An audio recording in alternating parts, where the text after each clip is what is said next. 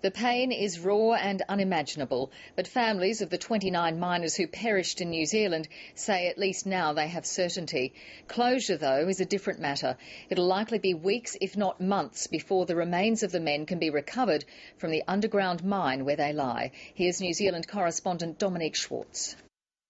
It's now more than 24 hours since that second explosion dashed any hope of finding the missing miners alive. As people here struggle to come to terms with that, the company is desperately trying to get efforts underway to reduce the levels of toxic gas in the mine so that it can start a recovery operation. The weather matched the mood in Greymouth today. Shops were open, yet it was anything but business as usual. I've lost a beautiful boy, I've lost a son. I am thankful that God gave me my other son back. It's been the most bittersweet of weeks for Neville Rockhouse, the safety manager at Pike River Coal. This is my son Benjamin, and he's 21, my baby.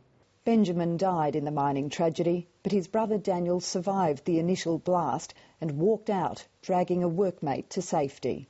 The New Zealand Prime Minister flew into Greymouth today to meet the relatives of the 29 miners who died. There is an awful lot of sorrow in that room, but not anger. People realise that this has been a great tragedy.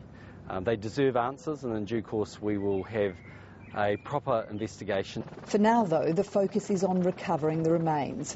The company hasn't ruled out sealing the mine, but says that is its last option. We've given an undertaking to the families this morning that we'd bring their boys back to them, that we'd make closure here, and that we'd give them their family back again. For relatives of William Joinson, one of 2 Australian miners to die, recovery is a priority. You can't pay your respects to somebody that has left down a coal mine. You know, you don't even know sure where they are, what's happened to them. A water vapour machine is being flown in from Queensland. It'll be used to try to stabilise the gases in the mine.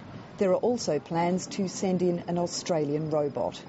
Australia also showed its solidarity in other ways, joining New Zealand in lowering flags to half-mast.